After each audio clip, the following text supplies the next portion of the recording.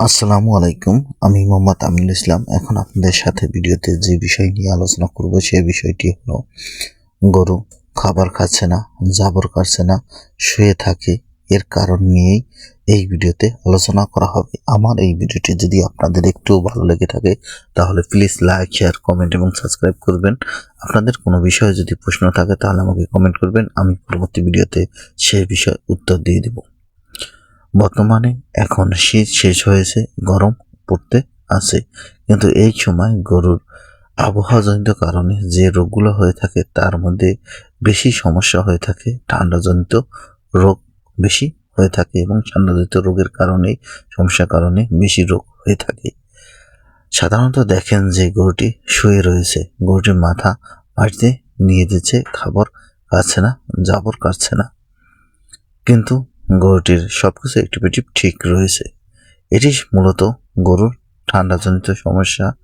এই সমস্যা যদি 1 থেকে 2 দিন হয়ে যায় তখনই নিউমোনিয়ার লক্ষণ দেখা দেয় এবং গরুর প্রচুর শ্বাসকষ্ট শুরু হয়ে যায়।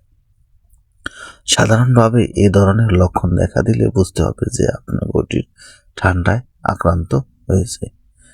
আগে আপনার জানতে হবে যে আপনার গরু কী কারণে এই সমস্যা হয়ে থাকে।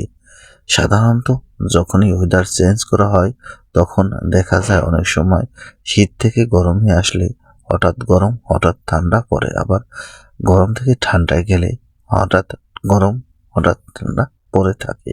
এই সময় শরীরের রোগ প্রতিরোধ ক্ষমতা গরুর কমে যায় বা প্রায় সব প্রাণীরই রোগ প্রতিরোধ ক্ষমতা কমে যায় এই সময়, তাই রোগ বেশি হয়ে থাকে। এবং এই গরুটি যখন রাতে খুব শীত পড়েছে কিন্তু তখন বেড়া ছিল না এবং পর্যাপ্ত পরিমাণ গরমের ব্যবস্থা ছিল না, এই কারণে এই গরুটির এই অবস্থা হয়েছে। তাই আপনারা আপনার গোয়ালঘরে যদি সম্পূর্ণ বেড়া দিয়ে বা তাপ নিয়ন্ত্রণ করে থাকেন তাহলে আপনার গরুটি সঠিকভাবে তাপ নিয়ন্ত্রণ করবেন, যাতে রাতে যখন তাপমাত্রা কমে যায় তখন ঠান্ডা না লাগে। এবং আপনার গরুটিকে সবসময় গরম খাবার দিবেন, হালকা গরম, যে হঠাৎ ঠান্ডা খাবারে নিয়ে আসবেন না, বা অতিরিক্ত বাতাসে গরুটিকে বাঁধবেন না। অতি সকালে এবং দেরি করে রাত্র করে গরু আতালে নিবেন না, তাহলে এ ধরনের সমস্যা হতে পারে। তাপমাত্রা ওঠানামার কারণের জন্যই এই গরুটির ঠান্ডা লেগেছে। এছাড়া আপনার গরুর যদি গোয়াল ঘরে শেষেতে বা ভিজা মাটি থাকে বা শীতকালে চট ব্যবহার করেছেন বা খড় ব্যবহার করেছেন, এখন হঠাৎ করে মাটিতে কোনো প্রকার খড় বা ম্যাট ট্যাট কিছু ব্যবহার করতে আসে না, তখনও এই সমস্যাটা হয়ে থাকে। এবং আবহাওয়া পরিবর্তনের কারণে অতিরিক্ত গোসল করালেও এ ধরনের সমস্যা হতে পারে। তাই এইসব সমস্যা থেকে যদি এইসব কাজগুলো থেকে বিরত থাকেন তাহলে এই সমস্যাটি হবে না। আপনারা কিভাবে বুঝবেন আপনার গরুটি সমস্যা হয়েছে বা আপনার গরুটির কখন ওষুধ খাওয়াবেন? যখন দেখবেন আপনার গরুটি জাবর কাটছে না, খাওয়া দাওয়া বন্ধ করতেছে এবং শুয়ে রয়েছে এবং নাকের উপরে বিন্দু বিন্দু জল নেই, কিন্তু এছাড়া সম্পূর্ণ অ্যাক্টিভিটি ঠিক আছে, তখনই আপনার মনে করতে হবে যে গরুটির যে কোনো সমস্যা হয়েছে। ভিডিওতে যে লক্ষণগুলো বলা হয়েছে এই লক্ষণগুলো যদি দেখে থাকেন তাহলে আপনি সর্বপ্রথম যে কাজটি করবেন তা গরুটির শরীরে তাপমাত্রা নিয়ন্ত্রণে আনার জন্য একটি জ্বর বা ব্যথানাশক ওষুধ খাওয়াবেন বা প্যারাসিটামল গ্রুপের ঔষধ খাওয়াবেন। যে কোনো কোম্পানির প্যারাসিটামল গ্রুপের ঔষধ খাওয়ালে জ্বর কমে যায়। যদি আপনি এতেও গরুটি সুস্থ না হয়ে ওঠে তাহলে আপনি অ্যান্টিবায়োটিকের দিকে যাবেন।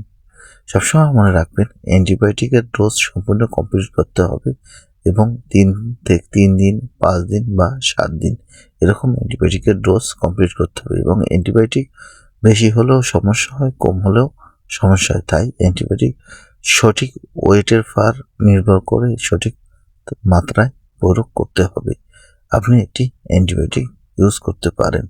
এরপর আপনি ব্যথা ও জ্বরনাশক ঔষধ ব্যবহার করবেন এবং অ্যান্টিহিস্টামিন ব্যবহার করবেন। এর সাথে সাথে আপনি একটি ভিটামিন দিতে পারেন। এরপর যাতে হজম শক্তি ভালো হয়ে যায় এর জন্য আপনারা আপনারা একটি পাউডার খাওয়াবেন যাতে পেটে ভাপ না দেয়। মুখে যদি লালা জমে থাকে বা মুখের উপরে যদি সাদা সাদা হয়ে থাকে জ্বরের কারণে একটা আবরণ পড়ে থাকে, সেই আবরণটা উঠে যাবে এবং রুচি ক্লিয়ার হয়ে যাবে। এর জন্য একটি পাউডার খাওয়াতে হবে। এই পাউডারটি মুখে মেখে দিতে হবে। আপনার যে কোনো কোম্পানির একটি বদহজম এবং রুচি বাড়ানোর জন্য যে পাউডারগুলো রয়েছে এগুলো একটি পাউডার খাইয়ে দিবেন। যদি পেটে গ্যাস জমে থাকে বা ভাপ হয়ে থাকে তাহলে আপনারা একটা যে কোনো কোম্পানির একটা গ্যাস নিবারণ ঔষধ খাওয়াবেন। তাহলে আর আপনার গরুটির কোনো প্রকার সমস্যা হবে না। এবং আপনি যদি বুঝে উঠতে পারেন তাহলে এই ধরনের ট্রিটমেন্ট করবেন বা আগে যদি করে থাকেন তাহলে করবেন। আর আপনি যদি প্রথমেই হয়ে থাকেন যে আপনি আগে কখনো ট্রিটমেন্ট করেননি, আপনার খামারের এই প্রথম রোগ, তাহলে আপনার নিকটস্থ একজন প্রাণী চিকিৎসকের পরামর্শ অনুযায়ী আপনার গরুটিকে ট্রিটমেন্ট করবেন। আপনি একা একা কখনো চেষ্টা করবেন না। আমার ভিডিও ভালো লাগলে প্লিজ লাইক, শেয়ার, কমেন্ট এবং সাবস্ক্রাইব করবেন।